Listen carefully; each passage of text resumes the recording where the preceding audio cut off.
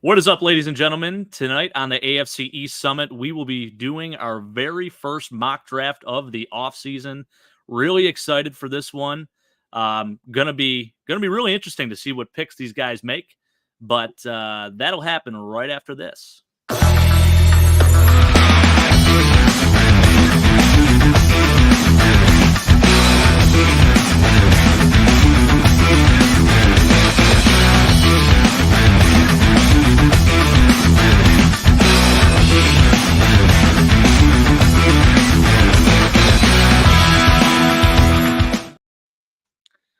Hello, everybody. It is truly officially, the 2024 NFL offseason.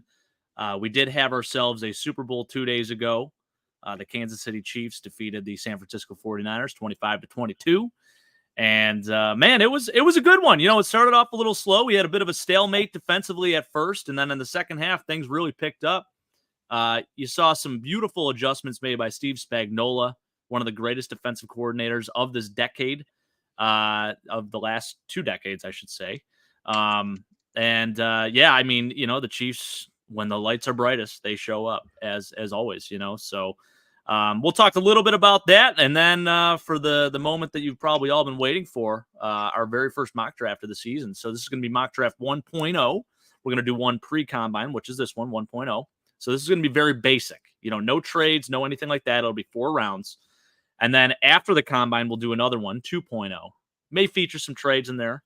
Anthony mentioned maybe we alternate teams. So maybe we pick as our, opposing teams, rivals, or whatever, we'll figure that out. And then we'll have a final one, mock draft 3.0, the week of the NFL draft. So I'm really excited for this, guys. First, I want to start with our guy, Keith, who does not have power right now. As you can see, very dark background there. This guy had 10 inches of snow dropped on him within the day. We know a little bit about that up here in Buffalo. I hope you guys are safe out there, Keith. I know you're trying to keep warm, but how are you doing, sir? Glad you could join us tonight. Yeah, happy to be here. It's been a day, 10 inches inside of like 5 or 6 hours is what was dumped on us earlier on this morning. So power went out around 8 o'clock, and hoping to get it back, maybe tonight, maybe tomorrow. We'll see. But just happy to be here. Not in my usual studio. Well, we're thinking about you, brother. Stay warm out there. It's too bad you couldn't have yourself a nice Philly cheesesteak right now. Just think about that. If you're a little cold, just think about a nice, warm Philly cheesesteak from what was the name of that place that we went to? And we went to John's Roast Pork. Yeah. John's Roast Pork. Oh, so damn good. Shout out to them. Yeah. Anthony, how you doing, man? Man, I gotta tell you, it's been really great here in Chicago this past couple of days because can't wait for the draft prep. I mean, finally the Bears fans seem to have gotten the hang of the fact that they're going to be drafting a quarterback in this coming draft. It's not just going to be Justin Fields and roll. Besides that, I mean, the Super Bowl was fantastic. I don't know how anybody can come away from that game not just absolutely thrilled with the fact that it did seem like the 2 best football teams played against each other. Yeah. Like, just what it was. It was a slow game to get in with, or to start off. But, I mean, as the saying goes, you can't win the game in the first half, but you can lose it. So you saw both teams very much playing a defensive game, willing to just play or trade field position back and forth. Niners came out of the first half with a lead, and then the Chiefs just came storming back. Just a great game by both teams. I know that there's some weird narratives coming out of the end of the game, like this is Brock Purdy's second year. Now he's always going to be a physically limited quarterback, but at the same time, you can build around a quarterback if he's cheap, if he can run the system, if Shanahan can get him going. I felt like those were the 2 best teams in the NFL playing against each other. And I don't think that I can say that about every Super Bowl that I've seen. It was such a hard, close, well-played game that, can't lie. I liked it. It's well put, man. Yeah, I think this is what the Niners wanted Alex Smith to actually be back when they drafted him first overall in 2005. Of course, it took him a little while to get there. He did turn out to be a very good quarterback in this league, but he had his better years really with the Chiefs. Brock Purdy, kind of similar to Alex Smith. I know Cam Newton called him just a game manager, but I think he did a lot of really, really great things this year, made some clutch throws. And you made a good point. He is limited. He's not Josh Allen. He's not Pat Mahomes. Mhm. But he is I think this year was a top 10 quarterback in the NFL, and he proved it. I think he played extremely well against a very, very good defense and a well-coached defense at that. So you got to tip your cap to that kid, and I think he did all he could to really put them in position to win. Listen, I know they're showing the clip of where he missed the touchdown pass to Juwan Jennings, has him open in the corner there. It happens. Listen, you could point out so many plays, and it really does come down to like one or two plays that are the big difference makers. The margin of error is so little, especially when you get into the playoffs. And I think this year especially, it was no more, you could see it very clearly, this playoffs specifically. So, yeah, and it's wild. Now we got a Chiefs dynasty, and I want to go to a man that knows a little bit about dynasties. Chris, have the Patriots, did Tom Brady just say like, hey, Patty, I'm going to pass the torch along to you. You're going to run the AFC for the next decade or whatever it may be. Is that what really happened here? Are we seeing the second coming of the Patriots dynasty and the Kansas City Chiefs? It's looking like it because Patrick Mahomes is just looking like that guy, and it's kind of hard to debate it. He's been in the league for a few years. He's won 3 Super Bowls, and I think he's only taken 2 losses, and that's to Tom Brady. So, when the greatest of all time is the only person who could beat you, that says a lot, because besides that, he's just been blowing through it. And now that Tom Brady is no longer in his way, who is going to stop Patrick Mahomes in the Chiefs dynasty? I mean, arguably, we've talked about it all season. This has been the worst looking Chiefs team that we've seen in the past few years, and somehow they still managed to pull it off against what probably was like a well-rounded, complete 49ers team. They were just able to make it happen. So this is just it's unprecedented, So you hate to see it, but this is a dynasty. It's here to stay. And if they can keep the pieces around him and just keep Patrick Mahomes healthy, then I don't see why they can't just continue to go on winning. And Patrick Mahomes can't make his case for one of the greatest quarterbacks in NFL history. Well, there's one man that can take care of that dynasty, and he Yeah. play for my team. So I'm not to tip my own cap here, but I feel like the Bills were the closest team to beating the Chiefs this year, really, in a meaningful game. When it came down to it, I mean, we had control of that game, and of course, the defense, at the end, when you're going down and scoring every, 5 to 6 plays, it's kind of tough. I think the Bills were a little afraid to get into a shootout with the Chiefs, but man, we had control of that game the first half. But I think what really makes the Chiefs so special from this season, especially, is their second half adjustments, and that was, on full display during the Super Bowl with Steve Spagnuolo and what he did with that defense. So again, you gotta give credit where credit's due. They end up pulling off a really, really impressive victory. I won some money, so I feel a little bit better about it. And, of course, I can have this moral victory moment where I'm like, hey, the Bills lost to the Super Bowl champs. So do I feel that bad about it? I still feel pretty bad about it, but feel a little bit worse, or a little bit better, I should say, not as bad about it. So Same here, Jake. Same here. Yeah, exactly. Right, Keith? Both of us. And Jake, you won some money, so I can only assume that means you took the no on whether or not Travis Kelce was going to be proposing to Swiftie. I actually did not hit that prop bet. I didn't want to touch that one. I did touch the Gatorade one. My dad hit on the coin toss, so that was a big one. And I wanted to bet there was a really good one on the punters, talking about their net averages. By the way, shout out to the entire special teams unit for the Kansas City Chiefs, and really even the 49ers. I mean, I thought at one point Chris Conley was going to be the MVP of this game, doing great things against his former team, making plays on special teams. He makes a clutch catch and a clutch throw, by the way, by Brock Purdy for 18 yards in the game, too. It did really come down to Ray McLeod. I think he did the right thing by trying to get the football because he saw that it hit off his teammate's foot. But at that point, man, you just got to dive on the ball. Don't try to scoop and score or do anything fancy with it. But easier said than done when you're in the heat of the moment like that. But this game, man, I mean, Harrison Butker goes 4 for 4, hits a 57-yard field goal, breaks Jake Moody's record, which was broken. He broke Steve Christie's record. It was crazy. 2 kicking records broken this game back to back. It was wild, man. Yeah. There was just so much to be said about it. So you know me, I love special teams. This whole third phase of the game was very important in this Super Bowl. But no, my prop bets, Anthony, they all missed, with exception to one, and it was the quarterbacks. So there was one where it's like both quarterbacks to rush for a total between the two of them of 50 yards or more. Pat Mahomes, 66 yards rushing himself. Yeah, he dragged it forward. I wonder Pretty who bet impressive. on. I wonder who got lucky and bet on Jawan Jennings 2 touchdowns. Oh, Man. you know, there is a rumor, and this guy claims to have done it, that he bet Jawan Jennings to throw the first passing touchdown of the game. Get out and of here. to I don't score on a receiving touchdown. I find that very hard to believe. Yeah. Mhm. My buddies have been telling me they've seen TikTok of this guy. I got to find it. I wish I had it so we could play it on the show. But I can't even imagine how much money that guy won. Even if you threw $5 on it, this dude's probably a millionaire, exactly. right? Yeah, There's no way. that's I a saw the high odds. The odds were like plus 250,000. So what is that? Like $5 Crazy. will put you over $1 million. Oh, yeah. wow. Yeah. Pretty wild, man. Pretty wild. What about you, Keith? Hit on any bets? Are you a bettor? I've never asked you. I am. I didn't bet on this game in particular because I didn't have a good feel for it. I didn't have a good feel. You know, I had on the show last week. I said I thought the Chiefs were going to win by 3, but I didn't feel great about that.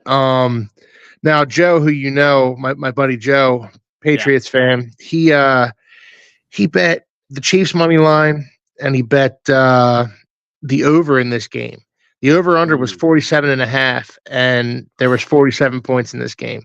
So he was kind of sick to his stomach over that one. Yeah. Wow. He's lucky he had overtime, too, because he was probably really hoping for, the Niners to at least go down and score a touchdown. I want to talk about that decision a little bit. Anthony, what did you think about that decision for the Niners to take the football and not elect to, play defense and see what they really had to do in order to either tie this game, keep it going, or just win the game? It's weird because usually analytics will tell you something, but the sample size for this particular setup is so small. Yeah. It's a 1 of 1. So either way you do it, I would have more concerns, I suppose, with the Niners choosing to not be aggressive and just go for it on all 4 downs, knowing that you're going for a touchdown, knowing that you're trying to go for 2. The truth of the matter is by going for 3, you're begging your defense to hold them to 3 and hope to get the ball back. That's the best you can hope to do. Yeah. Kyle Shanahan just tried to justify it after the game, and I understood where he was coming from. He basically said, we want the ball third. So his mentality was, Anthony, scoring a touchdown, and then the Chiefs scoring a touchdown, and then getting the ball, with the chance to win the game. Now, Chris Jones came out after the game and said that if the Chiefs had scored that if the 49ers had scored the touchdown, then the Chiefs would have been going for 2 to win the Super Bowl. Which is what you should be doing. That would have been crazy. That would have been insane. I saw a lot of but the 49ers players said that they didn't even know the rules. It doesn't matter if they know the rules. It doesn't matter if the 49ers players know the rules if they discussed it. In theory, the coaches know it, but either way, you have to win by scoring more points. Yeah. And going for 3 in that situation, I feel like is leaving your odds on the table because you're taking everything out of your hands and you're putting it in the hands of not only the players, the Pat Mahomes, but you're also putting it in the hands of the referee.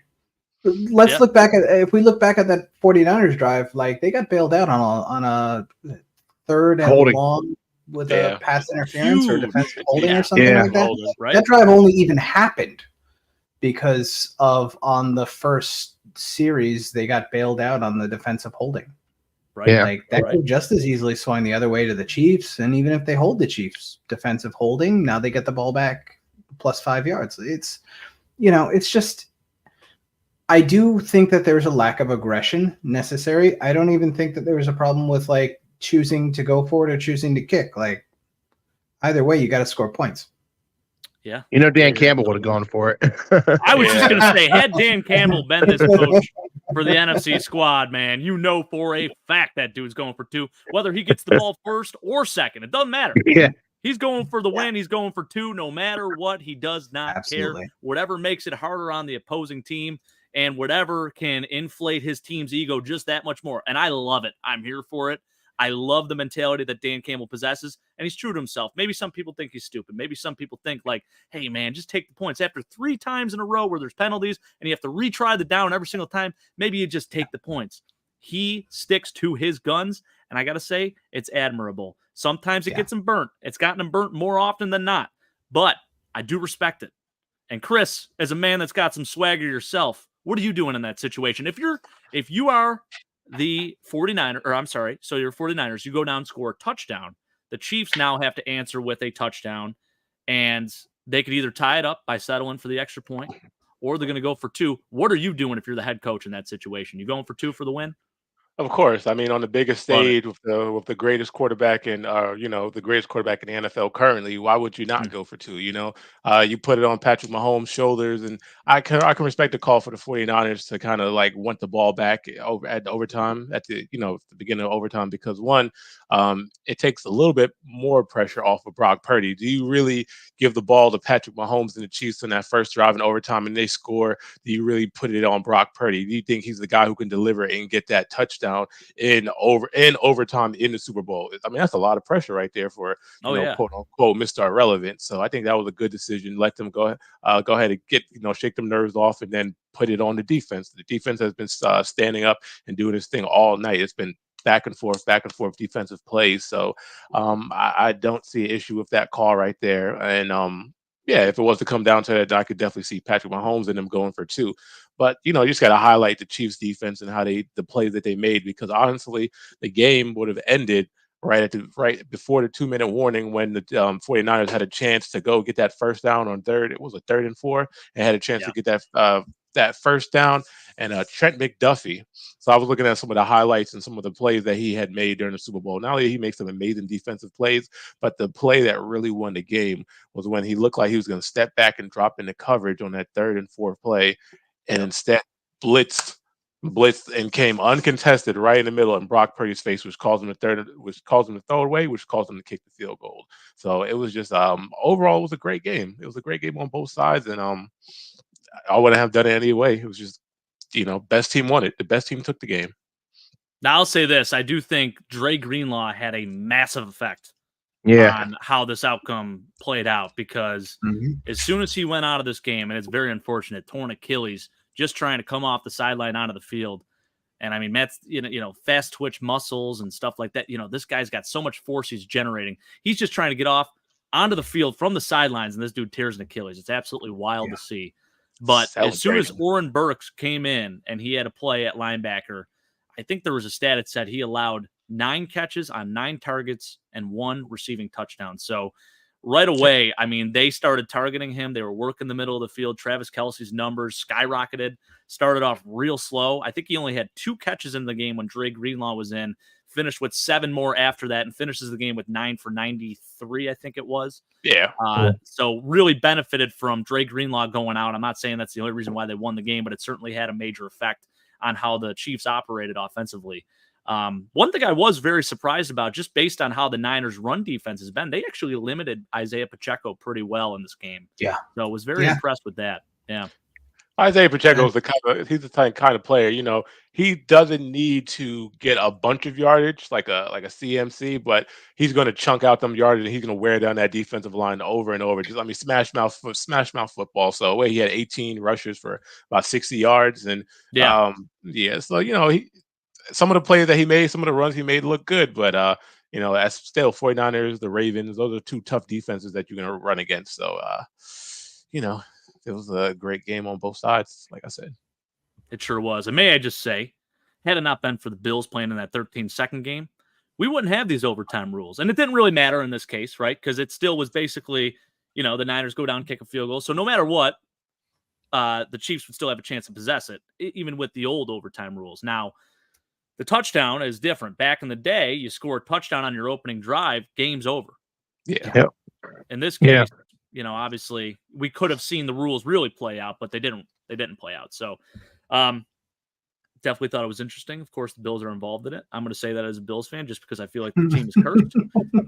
But hey guys, I'm excited for next year. And before we get to this mock draft, because we're going to talk a little bit about next year, I'm going to bring up some of the comments here in the chat, get to these guys. Appreciate everyone watching. Appreciate everyone joining tonight.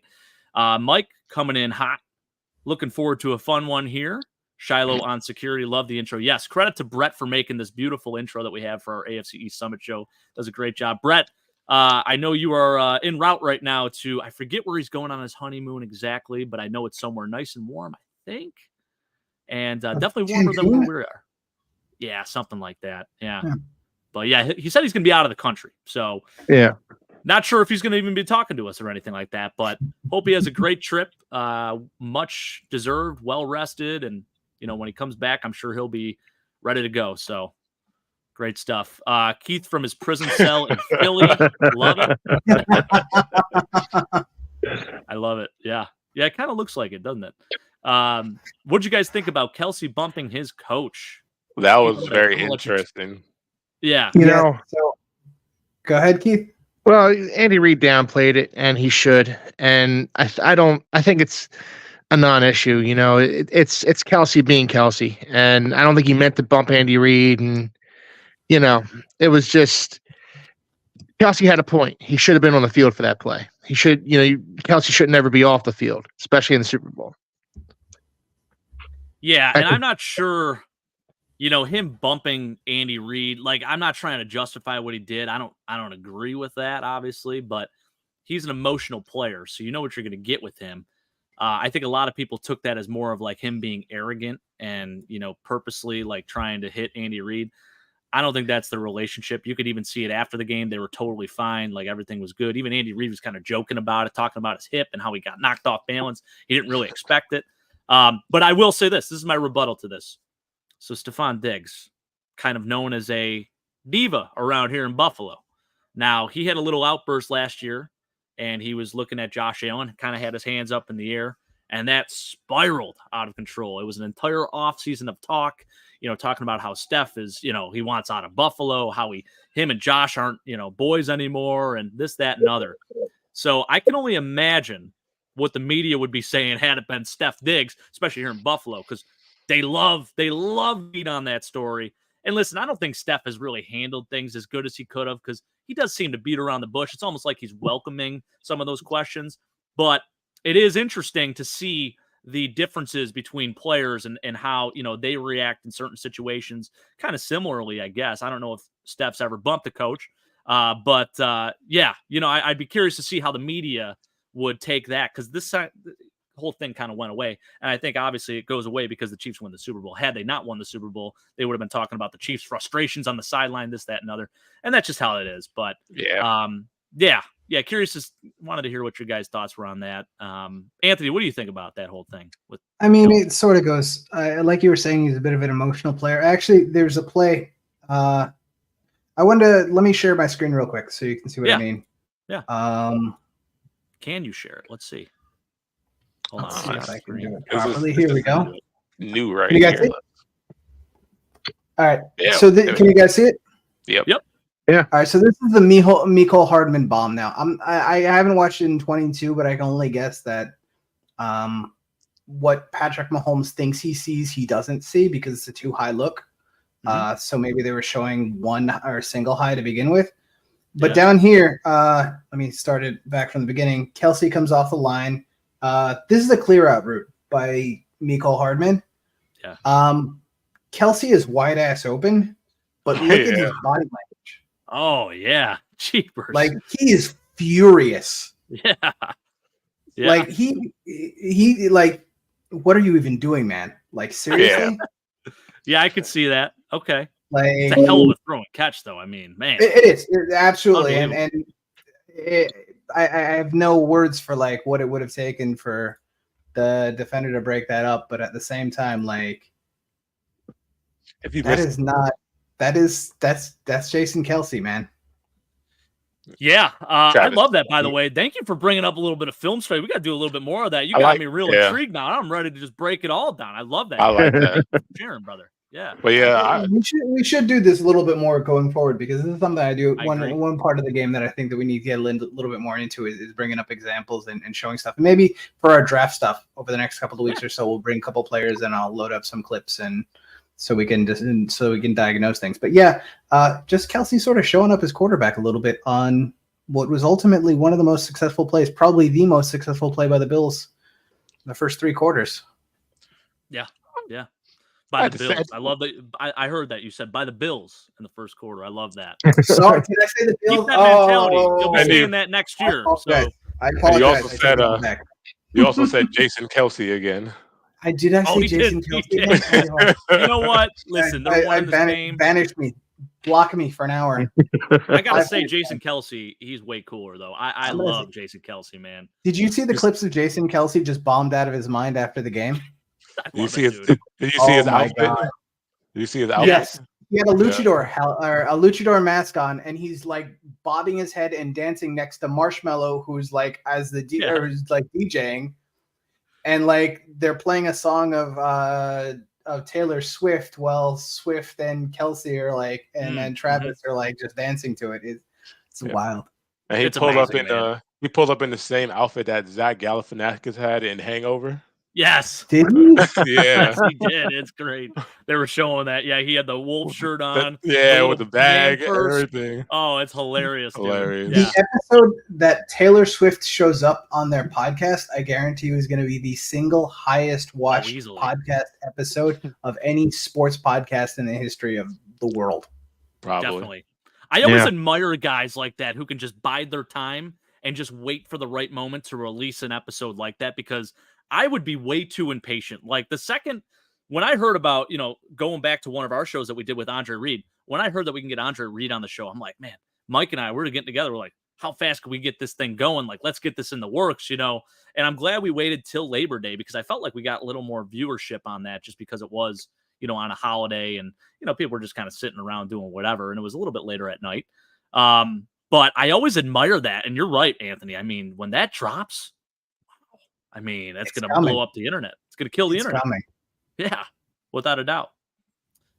Dad, thanks for joining us tonight. Always wrong to bump a coach. Yeah, I definitely agree with that. I don't think there's any reason to do something like that. I respect, obviously, the fact that he is very emotional about the game and he reads a player's coach, so he's receptive to that.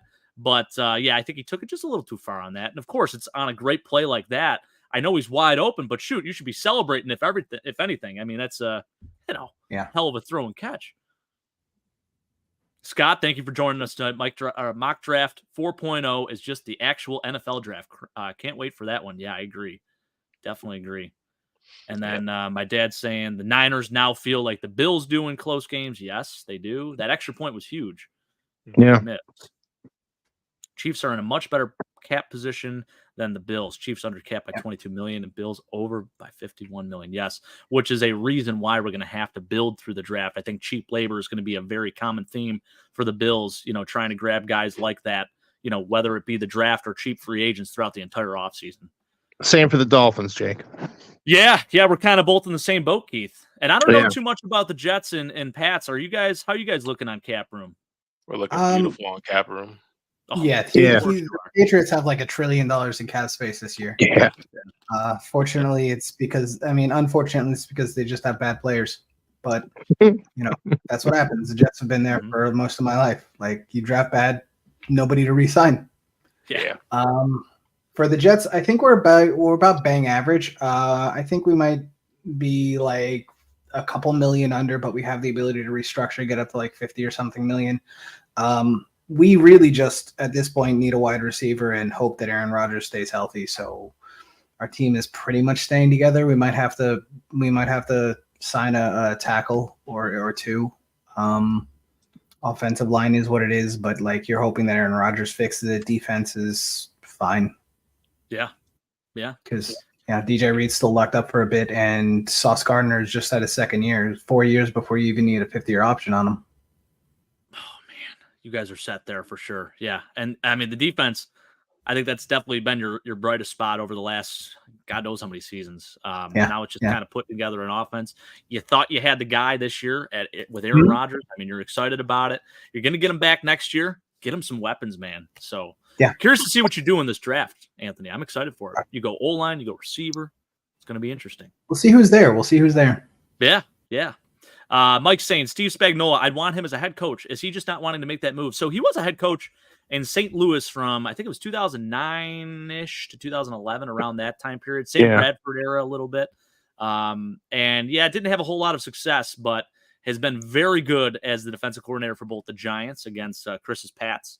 Found a way to beat them twice in the Super Bowl. And then, of course, with the Chiefs, he's been doing great things. I think he's found his niche, his comfort zone. Like, this is his thing. and he'll go down as one of the best defensive coordinators in NFL history, in my opinion. It could be like the Wade Phillips effect. That's Jake, the thing about defensive guys, though. Like a lot of them, they don't even want to take jobs as head coaches again. Like, what's the point? Right? You're just taking like a boost from the media for like not being able to like coordinate a good team when you can just put together your defense and go home to your wife and kids at the end of the day. Yeah. You don't get as much pressure, maybe a little bit, depending on the fan base that you have. If you're with the Eagles, you're going to be hearing it every game, no matter what. But, he's with the Chiefs. They're successful. The offense bails them out sometimes. But this year, really, the story was the defense and how damn good they were. Keith, what were you going to say? Well, no, a lot's been made about Bill Belichick's coaching tree, about how guys falling off of Bill Belichick's coaching tree and not doing well as NFL head coaches. The only NFL head coach off of Andy Reid's coaching tree that I can think of that actually has some sort of success is Sean McDermott. There have been a bunch of guys. John Harbaugh. Oh yeah, John Harbaugh was a special. That's really it.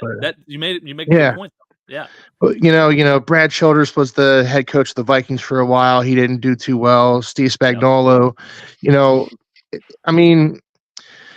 he didn't have a good time in St. Louis, and he came back to Andy Reid, and he's, doing well under him again. Yeah. So why mess with that? Like Anthony said, why mess with success? He's doing what he loves, and he's doing it in a state. He's stable. He doesn't have to uproot his wife and kids to go somewhere else. Right. Yeah. No, I agree, man. You're 100% spot on with that. Definitely. Mike also saying, amazing how good Vegas is on these lines. I agree, Mike. There were a lot of bad beats in this game. Yeah. We mentioned a few with the points. There was one with Brock Purdy, specifically with his rushing yardage line. So I think it was over under 12.5 rushing yards for Brock Purdy. At one point in the game, he had 13 rushing yards, and then he lost a yard, finishes with 12. So had you bet the over on 12.5? Oh. How do they do that? I mean, quarterback rushing yards for a guy that he can make an athletic play if he needs to, but not really known for, chalking up 50 yards rushing a game or anything like that. They put it at 12.5. And they're 0.5 off. Are you kidding me? You would have to assume that they're like taking the average of rushing yards against a certain caliber of defense. That this one, otherwise that's just such a random hat pull. It really is. Leads me to my next question and my last question before we get to this draft. One word answer. Do you guys think the NFL is rigged? I'm going to start with Chris. I mean, it's really hard not to say it's not rigged, especially when you look at some of the plays. The last play before they kicked the field goal to overtime, you look at the two right guard, you look at the right guard and the right tackle for the 49ers offensive line, and God knows how or God knows why, but they let Chris Jones run in there uncontested right in Brock Purdy's face, and which is probably would have been the game-winning touchdown. I mean, because he had Juwan Jennings and he had Brandon Ayuk wide open. So we talk about that play and how he missed that throw, but if you really go back and look at that play, they slid over to the right. He looked like they had paid him off. He slid over to the right and just let Chris Jones run right by him. It was awful. Mm-hmm. Yep. All right, so you're along the lines of yes. Rigged. Okay. All right, Anthony, what do you think? I mean, if that's rigged, how many Super Bowls did Tom Brady not have? Ooh, that was before it was rigged. That was before. I mean, unless it just started being rigged yesterday. It did. Love that answer. Second. It's not rigged, obviously. Like, there's too many moving parts. Too many. What is the old expression? The only way 3 people keep a secret is if 2 of them are buried. Oh. Yeah. There was a lawyer back in 2018 who was, I think he was shot and killed because he started coming out with some things about the world being rigged, and he alluded to the NFL being one of those. But I think you're right. I mean, you would hear so many other players come out. And I know we were in our show yesterday, Battlehawks, who joins us a lot, was saying, they sign NDAs and stuff like that. There's no way in hell that many guys could keep a secret. The game is too darn fast. There's too much risk of injury for your own personal safety, too, as a player. Yeah. I just feel like there's just no way, man. You can't make that happen. If anyone's doing it, it's the referees. We found out about Tim Donaghy, though. True. Yeah, Yeah. We would, shaving with the we NBA. would have found a couple of NFL referees at this point, I assume. But Definitely. Yeah. We get some of them calls, and you got to think that they got paid off. Yeah. Keith, what do you think? No. And I'll do you one better, Jake. If I thought the NFL was rigged, I wouldn't be doing the show with you guys. I wouldn't watch football if I thought it was rigged. Yeah. I don't I think refuse any to of us believe it. would. None of us would put ourselves through that pain, right? Like as a fan, Yeah. just every year hoping. Like the loss of hope would be so. I mean, quick, right out the door. If it was rigged, and if I really felt that way, why watch? You know what I mean? Yeah. So I'm with you. Keith, I got a question for you. Yeah. If we found out the NFL was rigged, but we still want to do a podcast together, what would be the topic? I mean, I love I would history. still like to be on a podcast with you guys. I enjoy this. This is the highlight of my Yeah. week. We would guess. I love history. I do a history podcast with you guys. Okay. I would do. We might as well do if the NFL is rigged, we might as well do a WWE podcast. That's a great idea. Well, Mike Thornton does a really good rock impression. I don't know if you guys have heard it before. Never. It's second to none. I mean, the guy is really good at it. We'll have him do it. Off-season content. Let's bring him on. Oh, it's good. It's really good. Yeah. Pull up Scott's comment. I like Scott's latest comment. Let's see, Scott. There's no way that many people can keep a secret. It's a fantastic way to debunk just about any conspiracy theory. That's definitely true, Scott. It's an easy way to dismiss it.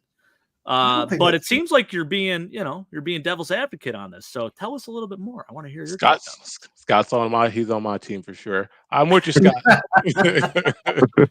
Listen, Scott's a Bills fan. He's with me. All right. And us Bills fans, I mean, it's every year we put ourselves through a lot of emotional trauma. And I know it's just a game, but it's more than just a game to us. We just love this team so damn much, as you guys do too. I mean, you're cheering your team on. It is a part of your life. As sad as anyone wants to say that is, it's the God's honest truth. And it's a beautiful thing. And that's okay, right? You have an allegiance to something. I think it's a beautiful thing. And if you don't have a hobby, you're just a boring person. I'm sorry. Look, being a Dolphins fan is part of my identity, Jake. It's part of who I am. Listen, everyone says don't let something define you. Guess what? I want my gravestone to be in the shape of a Bills football, like Bills logo on a football. That's what I want. Which logo? And if everyone could the just one say, that you're wearing now, or like the old 1960s Buffalo? The standing Buffalo would be because I like that one. Yeah, that is really cool. I'm with you on that. Yeah. Okay. If that's all anyone could say about me is that guy just loved football, I might be okay with that. Yeah, it's a lot of people who love football. So that's a big crowd. It's a nice group to be a part of. Before we completely get off of this, though, we have some breaking free agent news that we need to talk about. Let's talk about it. Yeah, Matt Corral was just signed to the Birmingham Stallions. Oh, he decided not to play in New England and go to the US. What's it called? That's USFL. I mean, UFL. Yeah, I knew something was wrong with that. Matt Corral. That is breaking news right there, Anthony. I felt like we needed to get into this free agency news. It's very important. No, that's huge. And I'm trying to think. There was a pretty good quarterback that was playing with. Yeah, Alex Magoo was the quarterback for household name. Alex Magoo. He was the quarterback for the Birmingham Stallions. A little competition in the air. I like it. I'm here for it. I know Seahawks likes that news right there. So, oh yeah.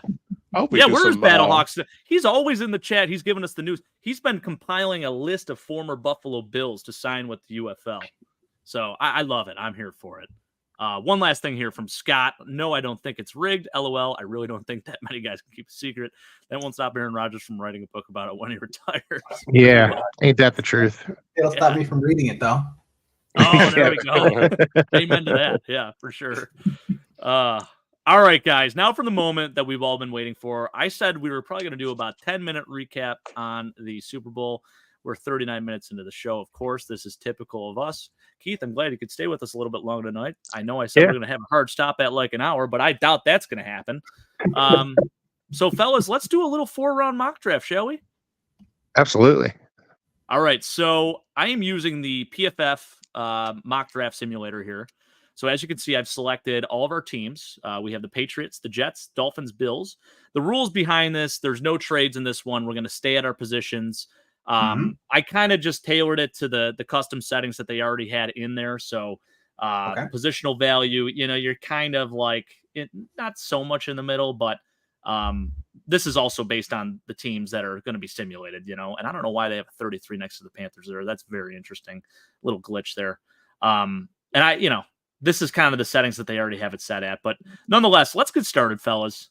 We're going to enter the draft, and with the 3rd overall pick, the New England Patriots are going to select who? It looks like Drake May and Caleb Williams go first.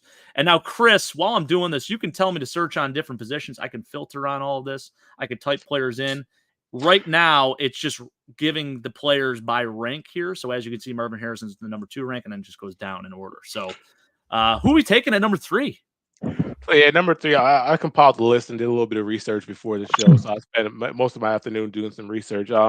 And if, of course, one of the possibilities was if Drake May and Caleb Williams went, then it was who do we go for? I mean, of course, we still have Jaden McDaniels and a few other quarterbacks, but do we really love them? We don't want to get too desperate with the fact of thinking that we need a quarterback that we go ahead and grab one.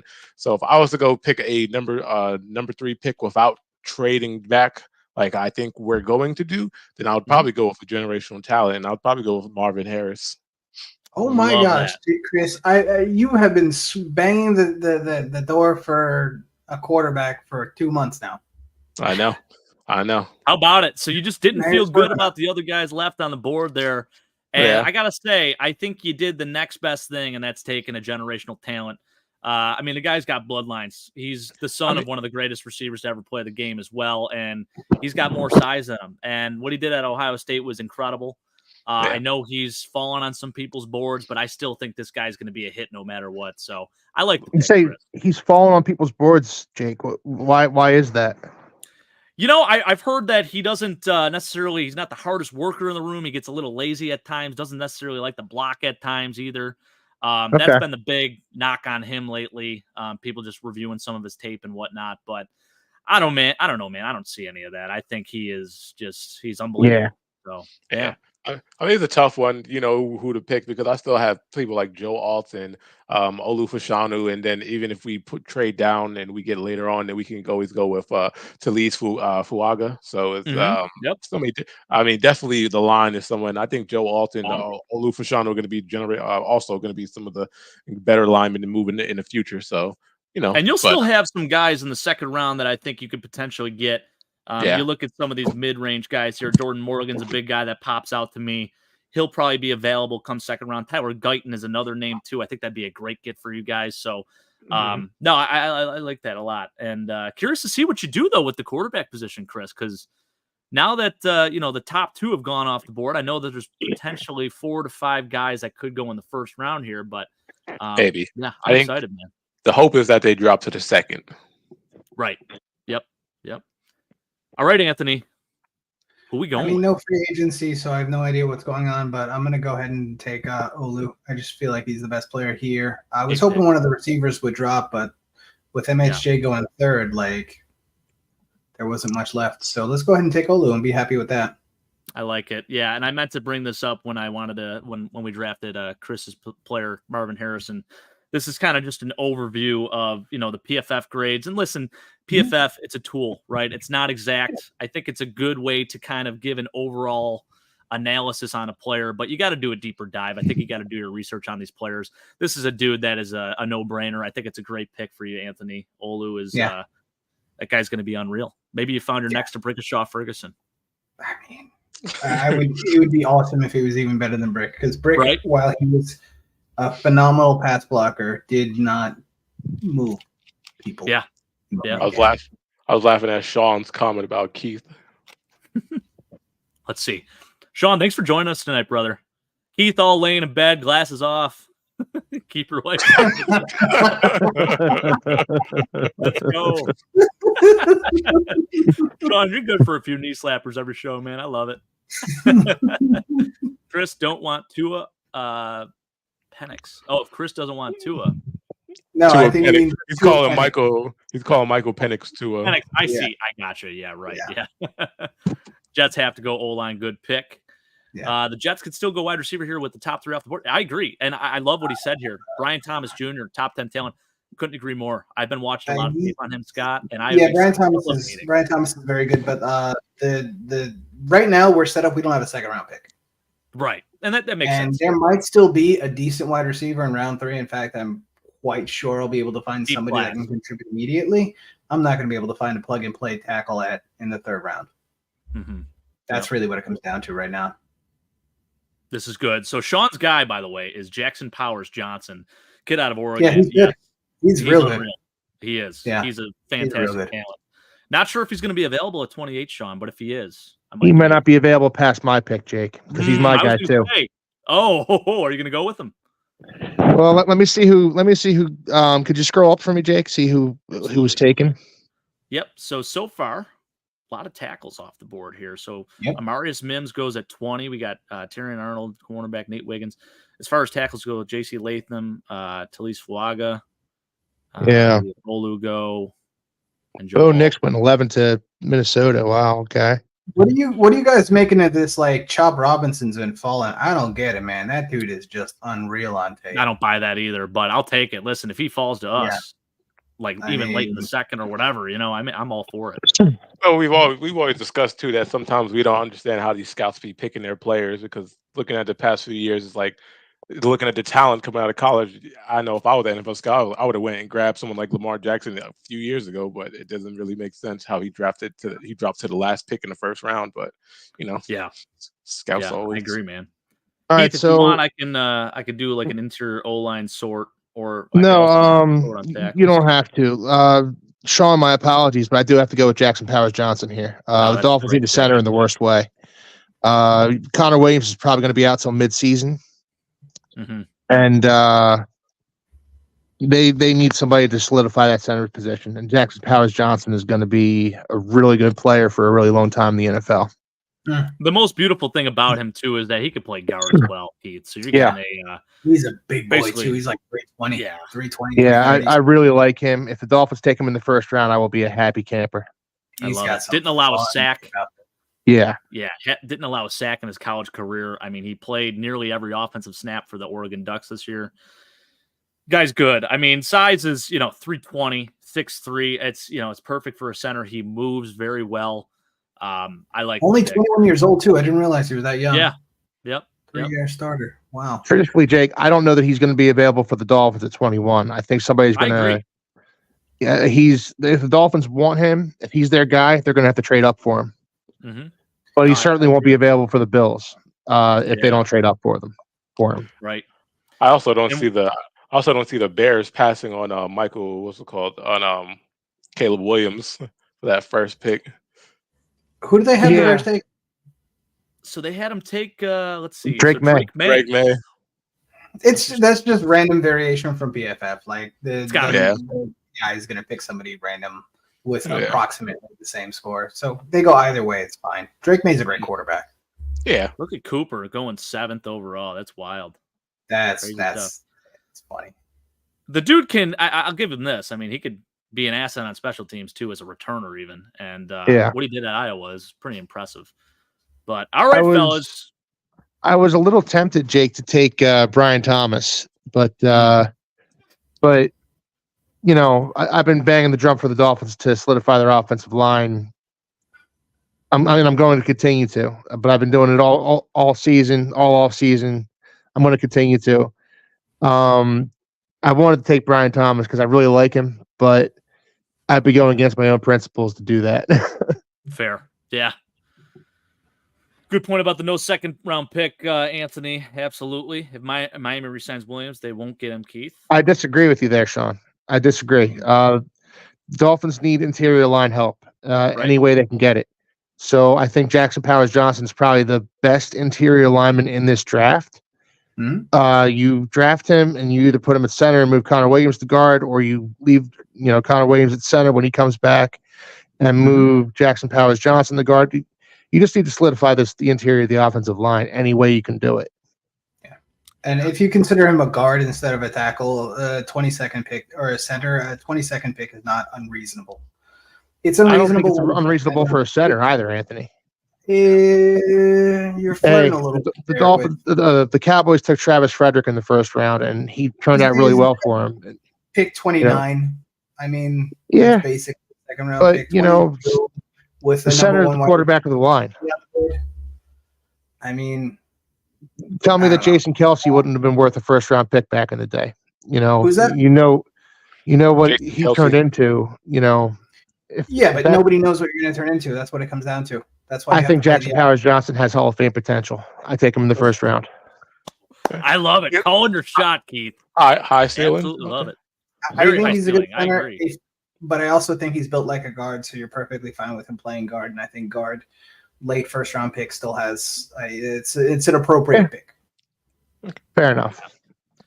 Scott, I'm so tempted, man. I'm with Byron Murphy. That is, to me, I don't even understand why he's still here. Yeah. I think he is, in a normal draft, the best defensive interior player. And I just found out he's barely 21, or he's not even 21 crazy, yet. Dude. Like, wow. that dude is such. The dude is so good. He really is. I watched a lot of film on him. God. I was telling you about him. Remember when you told me to watch Tavondre Sweat? I came away with Tavondre Sweat's fine, but Byron Murphy's better. Byron Murphy's even better. Yeah. Yeah. The dude is I know. I mean, I feel like I have to pick pick him the here board just right because he's Scroll available. Down, let's see who else is there. But my issue is I've been beating the drum about how the Bills need to take a receiver in the first round. But the fact that this isn't, they're all gone. And I think Keon Coleman could be that guy. I don't feel good about Ladd McConkey there. No. I like Ladd. I think he's a second rounder. Now, let's see. So Xavier Leggett. Now I know that's your boy. Kind of like that's my boy. That's your boy. All right. It's my guy. I know. You want to take him? Take him. I don't think there's anything wrong with it. I think Xavier Leggett is excellent. I think that Byron Murphy's you can't miss. But I agree with that. Is this a pick based on on what the Bills need, or is this a pick based on Jake's personal So it is a need preference? too. It is a need because we only have one interior defensive lineman contract, and it's Ed Oliver. So I've seen Byron Murphy mocked to the Dolphins in the first round too, Jake. He's good. This is a case where the thing is too, I mean, this is a loaded receiver class. Mm-hmm. Yeah. So you could get a guy in the second round, but these dudes are not going to be available in the second round too. So that's another issue I'm battling here. Yeah. I'm a loyal man. By receiver. Take a look. Let's go look at receivers here. And again, you never really know what you can get out of a wide receiver. I mean, just like a Puka Nacua. All right. Yeah. But my biggest gripe this entire offseason, even last season, Bills have not drafted a receiver before the fourth round. The entire Sean McDermott, Brandon Beane era. Yep. Like they need a guy that is going to be a wide receiver one, day one, really. I mean, a guy that's going to develop into that player. If it's me, I'm the Bills. I'm trying to trade up. We're not doing any trades right now, but I'm trading up to for sure. End of 15, and I'm looking at Brian Thomas. I'm looking to get one of the guys that maybe fell because you're not.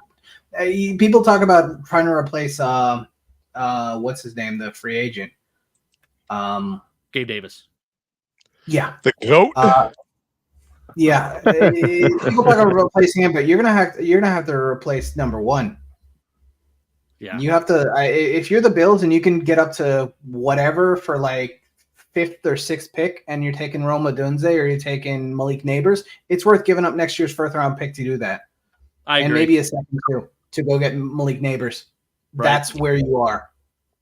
Yeah, I think considering, I mean, Byron Murphy's not going to be here most likely, but I think because he is there and my guy just listen, I can't justify not taking him here, right? He's the best available. No, I agree. So Anthony, what would it take though? What would it take for the Bills to get from 28 up to like the Rome Odunze, Malik Neighbors range? Because you're talking about more than next year's 1st round pick. It's going to be a 1st and a 2nd. It might be this year's 2nd and next year's 1st to get back up there. Yeah. And I think that your window is you need to win now. Yeah, without a doubt. And honestly, this is interesting too. Look at this. We got Keon Coleman going at 31. Ladd McConkey going at 33. That seems early, but I like that dude. He took Murphy, Jake. Nice. Yeah. I went with Byron Murphy. He's the best player available, and it is a need technically. Interior defensive line. There's only one guy on contract right now, and this dude's going to be a stud. He's a generational talent. We talk about bringing back a guy like Daquan Jones. You don't know how much he's going to even command, and then you have other guys that you want to bring back potentially. So, as much as a lot of people probably hate this, I think you're going to end up loving it. I mean, he is a really good talent. If this does happen to fall this way, just saying. He is. I think it was a nice pick by you, Jake. Thanks, man. Chris, Yeah. what are we thinking, man? Well, this played out perfectly, exactly how I thought it would, and I thought that Michael Penix would drop to the second round. So there you go. The quarterback need is still a need, so we weren't going to give a first for him, but I'll definitely give a second for him. Michael Penix. No thoughts about Spencer Rattler or JJ McCarthy? Yeah. JJ McCarthy was definitely a thought, but I think ultimately I take Michael Penix. Okay. All right, so Jake, could you scroll up for me, see who was taken? Absolutely. So Xavier Leggett goes to the Eagles. Okay. Man, far off. Chris Jenkins to the Bengals. There goes JJ McCarthy to the Giants. Chop finally goes. Fautono, yeah. Wild to me. Kamari Lassiter. All right. Is that Kwami's son? Yeah, I think it is. Cameron All right. Kitchens, that's another dude. Could you look at the interior line for me, Jake? Absolutely. Two of Penix. Interior O-line, Keith? Interior O-line, yeah. Yep. Okay, there's my guy. I'm going with Cooper Beebe. I love it. Yeah, I love it. that dude's great taking pick. fun Let's too. bring him up here. You want to talk about size? Look at that. Yeah. I thought it was And actually even movement, bigger than too. this, but yeah. Yeah. I like Cooper Beebe a lot. He's experienced. I mean, I think he's a fifth-year senior. He's a COVID senior. Is that right? I'm pretty sure he is. Mm-hmm. That's a great pick. I think you're doing wonders with this pick. He's a high floor pick, and that's what the Dolphins need. Yeah, I 100% agree. If they re-sign Robert Hunt and then they have Jackson Powers Johnson and Cooper Beebe, they're set on the interior line. I 100% agree. This is another case. Look at this, guys. How does these Texas players, what the hell is going on here? This just fell to me. This is Deshaun Jackson 2.0 here. Xavier Worthy. This guy, we talked about one of the biggest issues with Buffalo Bills wide receivers, not getting separation. Yep. This will not be an issue with Xavier Worthy. Now, I know he's only 172. Mike's not going to like that very much. But just watch some tape on this kid. He is unbelievable. Let's go back-to-back Texas Longhorns here. This is a no-brainer for me. Xavier Worthy, look at that. Wow. I'm fired up. Nice. Yeah, Worthy's one of the first guys I started watching this year, and he just reminded me of Zay Flowers from last year. Yeah, I could see, and he's actually bigger. He's 6'1". Now, height and weight wise, he's definitely got the height a little bit better. 6'1", buck 72. Yeah, I mean, I think it's a very good pick, and the fact that he's there is just bananas to me. Yeah. All right. So, Sean, I know we got Khalil Shakir, but Xavier Worthy is going to be an outside guy. He's going to be our wide receiver one eventually. So, I feel very confident with that. Keyword explosive. Yeah. All Texas draft confirmed. Wouldn't it be wild if Tavondre Sweat somehow fell to the third for us? Holy smokes. Crazy. And yes, Mike, Xavier Leggett was gone. He was taken at 50 by the Eagles. So all my guys were pretty much off the board there. If you scroll up a little bit here, let's take a look. So I took Xavier at 60. Jalen Polk was taken at 59. Tavondre Sweat was actually taken there at 56. So was Braden Fisk. That was another guy I was eyeing up. Xavier at 50. Yeah, Jermaine Burton. Basically all those like just below first round tier receivers were taken pretty close to each other. Mm-hmm. Johnny Wilson. Yeah, let's see if he's still available. I'm curious about that. He is. Wow. Some pretty good talent still on the board. So what's the knock on Johnny I'm glad- Wilson? Because I know he's huge. Does he? He is huge. Concentration drops. Okay. Yeah. And Does he he looks get- like he's going to be a tight end. He's already like 6'7" and 235. Yeah. So like he'd be a tight end. So separation is going to be an issue for him. Yeah. It is to a degree. His catch radius is insane, but he Okay. does have a lot of concentration drops. Yeah. Okay. Yeah. Well, Chris, what are we thinking, man? With the third pick, I'm glad to see my guy still on the board. We're going to go to the Wolverines, and we're going to go grab Roman Wilson. Oh, all right. I like the pick, man. So you get Marvin Harrison Jr., you get Michael Penix Jr., and you get Roman Wilson, not Jr., but you get another Big Ten player. By the way, all three of those guys now in the Big Ten, their schools. Chris, I am. That is interesting to me. You know, I'm not knocking the pick or anything, but O-line was a huge issue for the Patriots this season. You haven't addressed that at all in the draft. Well, yeah, honestly, if we do the draft 2.0, it will go differently because the reason why I picked up Marvin Harrison in this one is because we're not trading back picks. Ultimately, what I do see the Patriots doing is trading back to one of the first round pick. There's so many options we could trade. They could trade to Atlanta, get an 8th round, trade it back to get the 8th and possibly a future 2025 first round pick, maybe even wishful thinking. Maybe we even get Kyle Pitts in that trade. Who knows? But Right? Dream. Yeah, wouldn't that be something? Yeah, Wow. but we can trade it to either the Atlanta at the 8. We can trade it to the Vikings at 11, the Broncos at 12, or the Raiders at 13. Because I know the Raiders at 13 are looking. I think they're trying to get Jaden McDaniels. I think they've said that's their guy, and there's just so many different options we can go with. But since Marvin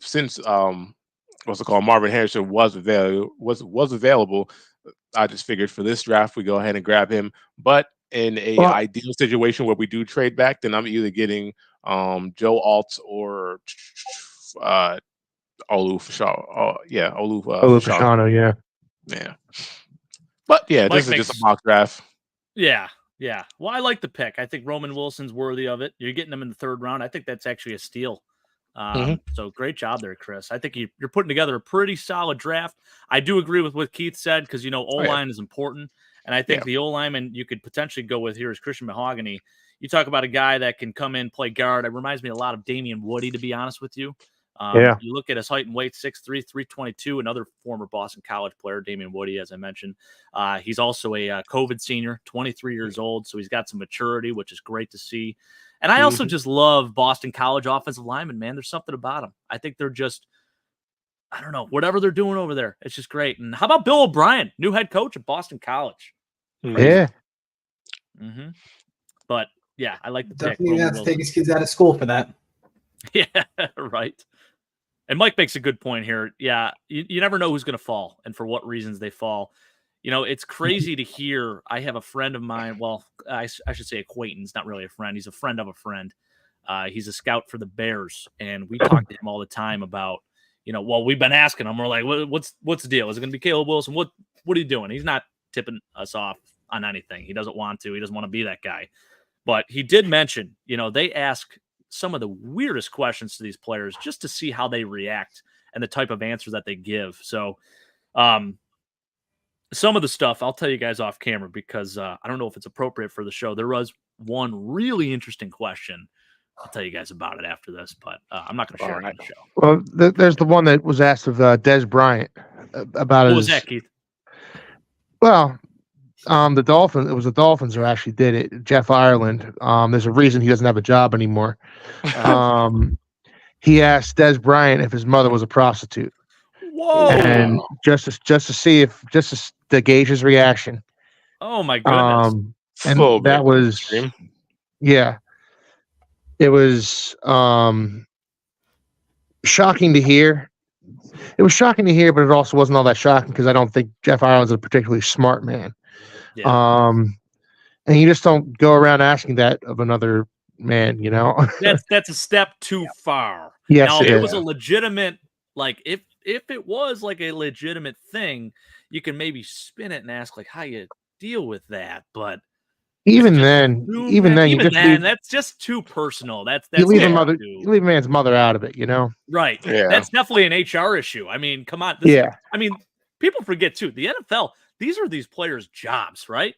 So there's got to be a line, right? I mean, I know there's locker room talk and stuff like that, but when it comes to interviews and questions, I feel like there has to be something there to kind of separate. But wow, that's a wild question. There's always some type of repercussion to those questions. Remember the two college football, the college announcers when they were talking about each other's suits, And he was like, "Leave my suit alone." And then he was like, "Oh," he said, He said something about the guy's wife. Where he was like, Ben "You guys know Watson girl." and what's his Yeah, name from the SEC network. And then the yeah. best part was that dude took a picture with Ben Watson after it happened. And Ben Watson looks pissed. Like he's got nothing but frowns on his face. And this dude's just clueless about what he just did. But they took a selfie like right after he said it. It But is hilarious. that was after when they broke for halftime, Yeah, and then right. when they came back and they broke for commercial, and they came back and they both weren't there. So it was Hysterical. very, Yep. Audric Esteem, running back for Notre Dame. I know Trek Reviewer, you're pretty high on those bigger backs. I mean, I wouldn't mind it because it's, a position that we can fill cheaply, and I would rather build through the draft and get a guy that's younger that can bring a little bit of gas when James Cook needs a blow. So I love it. All right, Ant, what are we thinking, man? Let's take a look at the wide receivers real quick. You got it. Ooh, look at this. Brendan Rice, Jalen McMillan. This is a kid I really like. Malachi Cole. Yeah. You guys watch some tape on him. Yeah, he looks like a slot to me. Yeah, he is. He is. But Yak, man. Yak. Slot. Mm-hmm. Yeah. I love it. Let's go James back Thrash. let's go to tackles. Okay, let's see. Yeah. Ooh. I think I might be able to wake up with these dudes though. I know which one I want. Okay. Let's take a look at the main page again, because I think I know my guy. Oh. Nope, not him. Here we go. Yeah. I don't know why you guys had to do this to me. We're taking Brandon Dorless. Ooh, I like it. Let's pull him up here. So this is a guy. Now here's a guy, 6'3", 290. Give me your analysis on him, Anthony, because I haven't watched a lot of tape on him. I've heard some good things. Yeah. Obviously, he has the most violent hands in this class for an interior defensive lineman. The first thing that jumped out to me was how incredibly violent he was at the point of attack. He has power and he has flexibility. He very rarely ever lets an offensive lineman get onto his pads. He's either swimming or he's sort of dipping and just doing everything he can to split. He's got power to hold up against double teams, but obviously he's 290, so that's not going to be his game. He's not going to be a one tech. He's not going to be a nose tackle. But this dude will wreck a game. Not just that, but I watched him play from the outside a few times. 5 tech and some 7, similar to what Chris Jones does. Yeah. So I fell in love with this dude's tape. I don't understand why he's still here in the 70s. He's clearly late first, early second round, graded player by me. I know we need a wide receiver, but it's hard for me to pass on a 3 tech like this. That's fair. Yeah. I like the pick. Yeah. And it's interesting. You brought up that point there. Look at this 160 snaps outside the tackle. I mean, for a 290-pound defensive end, defensive tackle. Playing at a Power 5 school. Yeah. Penetration. He's a stud. Love this dude. I love the pick. I think it's a great move. Definitely. I want to redo my first pick. Chris, I think you're having a good draft, man. I really think you're having a good draft. Yeah, but there were some good points. I should have drafted Joe Alt in the first round. That's what I thought you were going with, Chris. I think it would have been a good pick, but I don't think you made a bad choice with Marvin Harrison. I mean, no, not at all. Yeah, it's a weapon. That guy is unbelievable, and I think whatever team he lands with, he's going to put up numbers, regardless of who's playing quarterback. That's just how good he is. All right, here we go. This is interesting for me. So I know that we took a look at this kid, Jacob Cowing, at the Senior Bowl. He had some great interviews with the Bills. Not crazy on his size. I mean, to me, I want a guy that's bigger. I am looking at weapons, though. I definitely am. Let's see who's available. I really like Javon Baker. I've watched some tape on him. He's a bigger body player. I think he's 6'1", 208. And one thing that stands out to me, look at this. Yards per catch, 21.9. You talk about separation. Damn. A guy that can get open. That is something where the Bills have really, really struggled. I want more weapons for Josh Allen. You know, I mean, I really, really do. I think that is something we need to put an emphasis on. So I'm not even really looking at other positions here. The fact that Javon Baker's available is huge to me. I love him here. I think he's worthy of a 3rd-round pick. So I'm going to take him. I know who I want. I'm taking him. Back to New England. Oh, Cole Bishop. I wonder if he is available. Let's see. Yeah, let's take a look first off at some of these other prior picks. So Malachi Corley, that was another dude we sort of talked about. He's more of a slot guy, very physical player. Mekhi Wingo, I really like his game too. I also really like Mason Smith. I know he didn't really play a whole lot. I think he's got some off-the-field issues.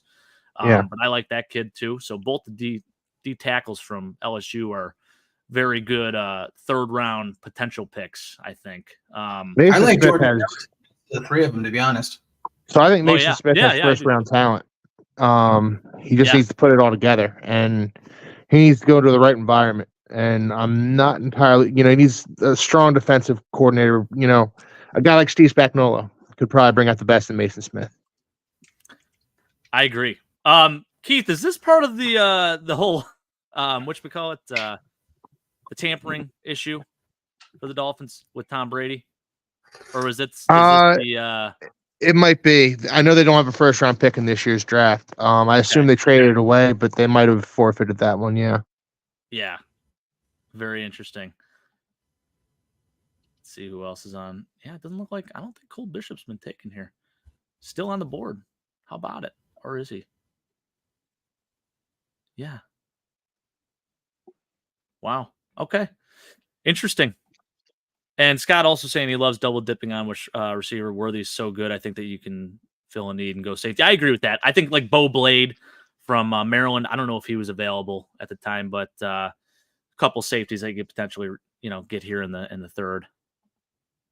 But Chris, you're on, brother. Let's see what you got. I was gonna go with Dwayne Carter from Duke for my defensive line. Oh, that dude's fun.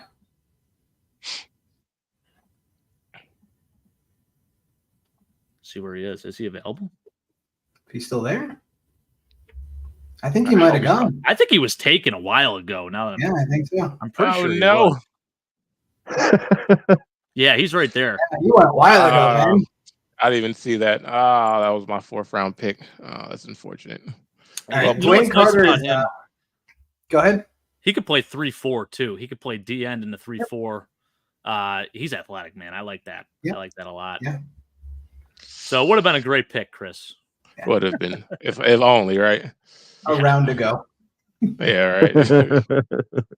I guess I'd have to go with I don't know. Let's see. Spencer Rattler. Yeah, right. Imagine.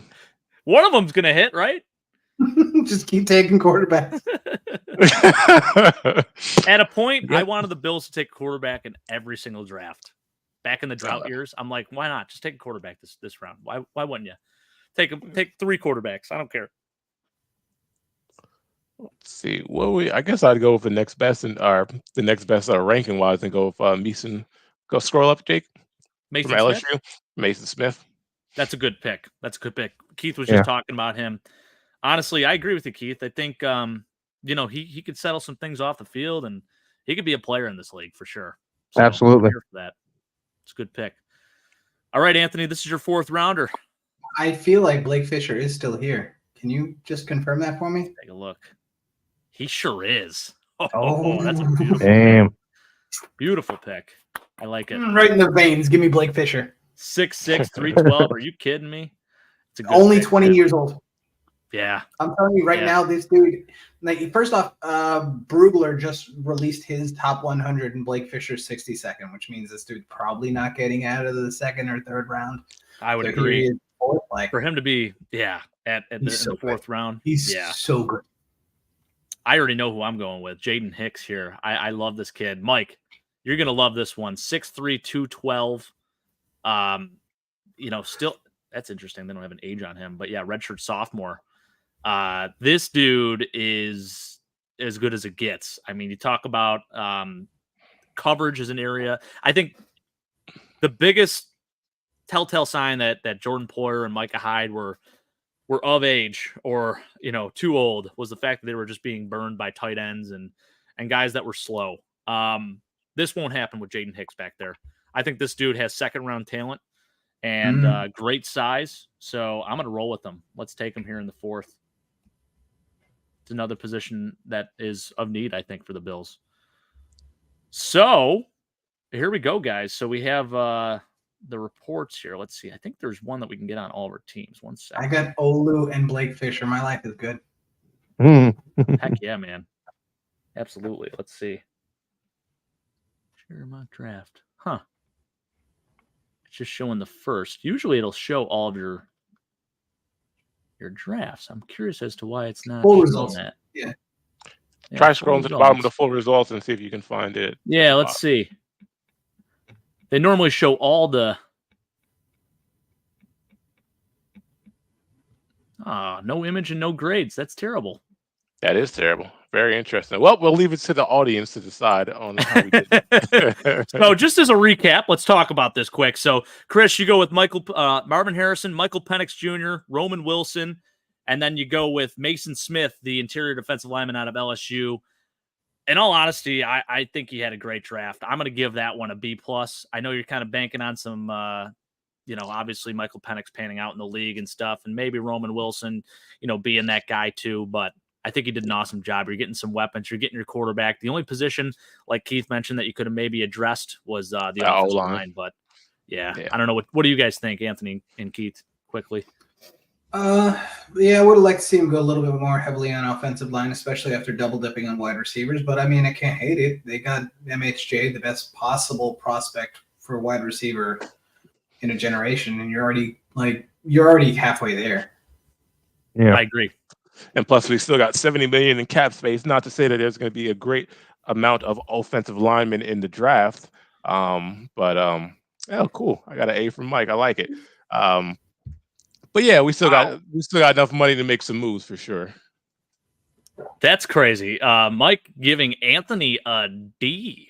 That's all right.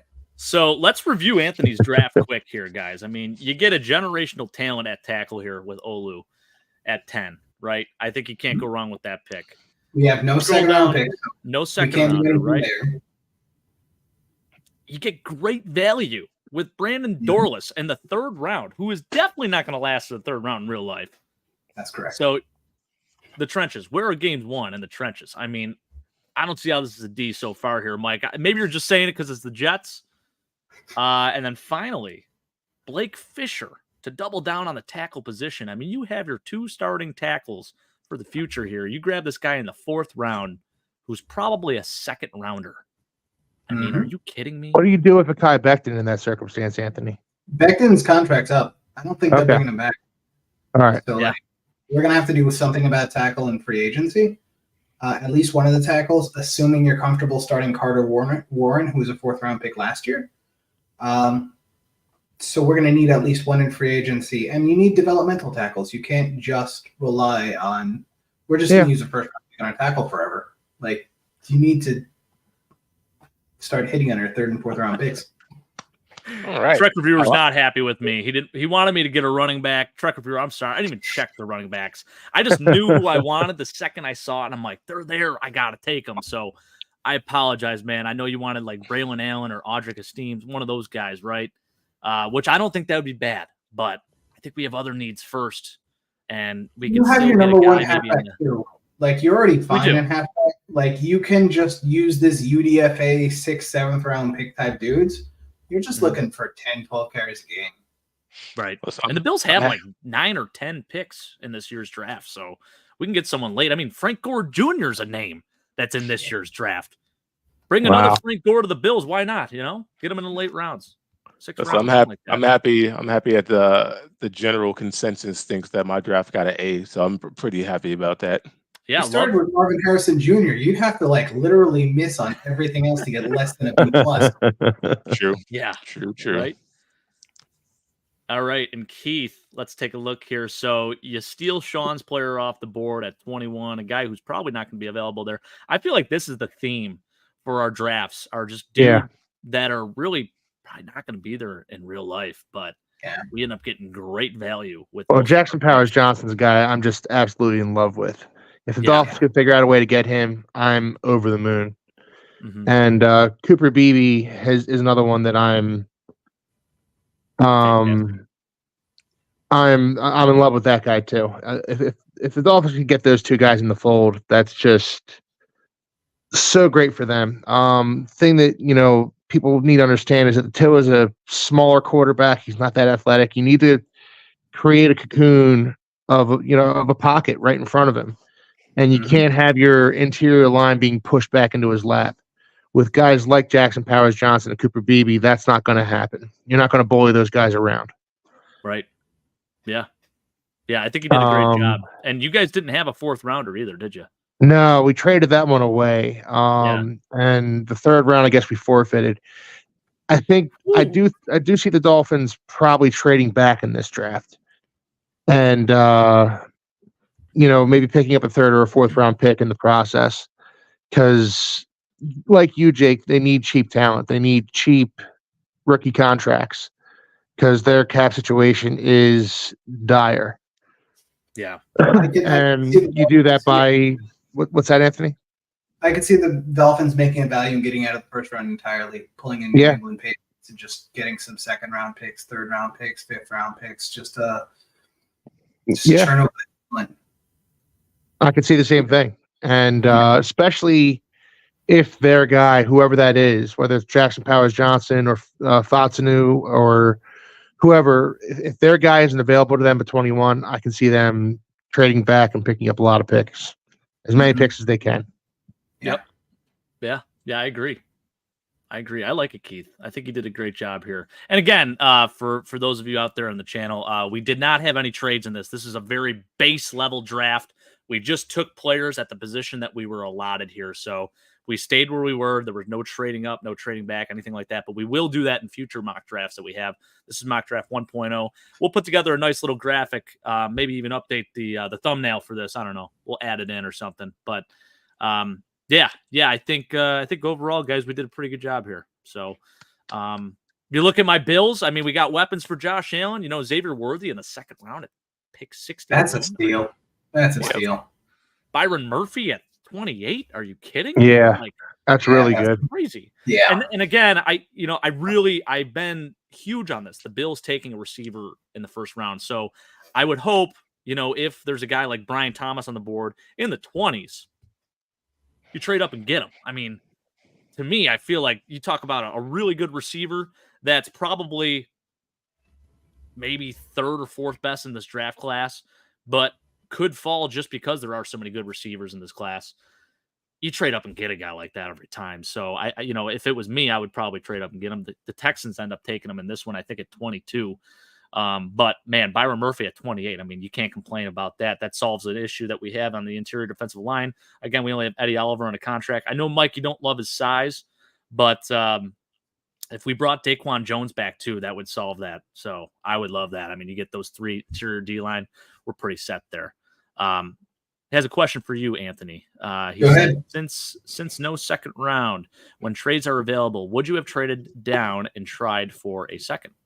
Yeah, I don't think the Jets are like a single player away, and I do think we're going to address tackle in a big way in free agency. So when the second, ideally, we're looking to pick up as many picks as possible. We have no receivers. We have like one or two defensive interior players even under contract, and this is a very deep draft. So ideally, we're trying to get as many of those picks back as we can, because we traded the second for Aaron Rodgers, and maybe that's going to pay off. I like it. Yeah. Trek Reviewer also coming in saying he likes Tavondre Sweat as our new one tech. Yeah, I mean, I would love him too. Don't get me wrong. I think his teammate Byron Murphy is fantastic. I tried to put Anthony on to Tavondre Sweat, but he came away just saying Byron Murphy's even better. So to take him in the first round, I mean, I think we did pretty damn good there. Gabe Hall out of Baylor, his stock is rising too. I really like Gabe Hall. So those are some great names and guys that I would consider definitely taking, in the second, third round if they're available. I think. Yeah.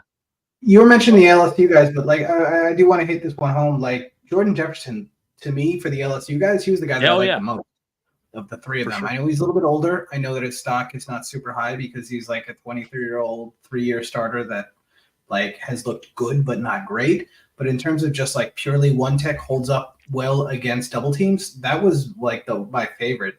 Dwayne Carter is going to be available in the second or third round, so he's going to be there for you. And you said the guy from Baylor. I haven't watched him yet, but this draft has some one techs. It's not very light in those in that particular position, and that's traditionally not a position you have to use a high pick on. You get guys 5th, 6th round sometimes that just kind of look fantastic. Yeah, I agree. And actually, I'm kind of kicking myself a little bit too. Not so much, but this is a dude that's like kind of Chris Jones-esque, Darius Robinson, and for him to go at Did you watch much tape on him? I have. Okay. I liked what I saw. I mean, I was more impressed. I came away with seeing him at the Senior Bowl and what he did there, and it was unbelievable. Yeah. I mean, he really had a good week. I heard a lot about him in the Senior Bowl. I watched a bit of his tape, and you're right. He is a tweener. One of those guys can go inside, outside a little bit. But like, I came away slightly less impressed by him. From the tape that I watched. I'll probably go back and watch him again just to make sure. But maybe he does have a huge leap at the Senior Bowl. Maybe he wasn't used very well, similar to like Will McDonald, and like he's just a lot higher on NFL draft boards than he is in like the amateur scouting community. Yeah, it's going to be interesting. And I think obviously once the combine happens too, you're going to see some of these guys climb a little bit. Some will fall. Numbers, unfortunately can ruin a guy's, draft stock quite a bit. So we will be doing another one, Mock Draft 2.0, after the combine. So looking forward to that. Absolutely. I just want to recap on a few more comments here. When you play as low as and up the middle as Murphy does, the height doesn't matter much. Yeah, 100% agree, Scott. Definitely. For sure. You hit the nail on the head there. Some articles from experts, they're concerned about his height against larger linemen. That's valid. That's fair. A lot of people said that about Eddie Oliver, though, too. A lot of people said that about Aaron Donald. Aaron Donald, perfect example. That's a perfect example. Yeah. Yep. It's a huge need, so I don't hate it. I'll check out some film on him. Absolutely. Yeah.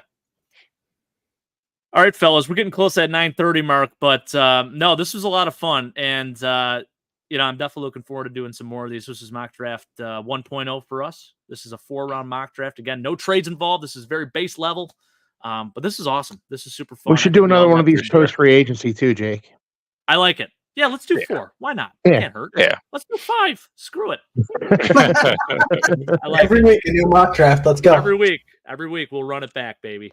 I love it. Cool stuff, guys. Well, any closing thoughts? I'm going to start with Chris. Closing thoughts. No closing thoughts specifically, in particular, but I think if I was to do this draft again, I'd probably just get an all lineman in the first round. But outside of that, I'm feeling pretty confident with the draft, and I'm looking forward to seeing what the Patriots do in the offseason and the free agency. Love it, man. Love it. Keith, how you doing over there? You still cold? I'm just going to I'm just going to continue to look at the trenches. That's where the Dolphins need to improve. Offensive line, defensive line. Byron Murphy is a guy that you took, Jake, and I wouldn't mind if the Dolphins took him too. So I'm going to continue to scout guys in the trenches more so than anything else, and it's going to be a fun off season. It sucks the football season's over. It's always kind of a depressing time of year for me when football season ends, but we got a lot of draft prep and a lot of free agency to get into. So all is not lost. It should be fun. I agree, man. I agree. Anthony, send us home, man. I mean, I can't tell you how excited I am because as a Jets fan, our season is over probably about 3 plays into the first one. Yeah. So I've been looking forward to a brand new season coming up. I gotta tell you, this is exciting. Draft prep with the rest of you guys. Maybe start bringing on some players. Take a look at some tape on stream, and we can talk about some of these players, like actually breaking them down a bit. I love that. In fact, that's going to be a theme of next show. I want one player from each of us. One player that we're targeting. Maybe a couple clips from them. We could play and go Okay. through some of that. I think that'd be a good time. Yeah. Giving us some homework, Jake. I like it. A little bit of Sounds homework. good. No big deal. Yeah. Sounds good to me. Cool. I'm ready. That'd be awesome, guys, for sure. Well, thank you to everyone that came out and watched us tonight. We appreciate your support. Appreciate all the comments. Direct reviewer Scott, my dad, Mike. I know Corey. Corey was out there too for a hot second. Appreciate everyone joining us. And, we're going to do a lot more of this. And like I said, next week, we're going to bring a player to the table that we really want for our teams. It could be a first round, it could be a third round, it could be, a draft steal, whatever it may be. Just bring someone. We'll get some tape on them, and we're going to show off their skill set a little bit. So it'll be fun. But fellas, let's have ourselves a great night. I'm going to finish off by saying go Bills. Anthony. Get up. Chris. Pats Nation. And Keith. Ends up. And go Bills. All right, guys. Have a great night. Take care. We appreciate you. And we'll see you next week.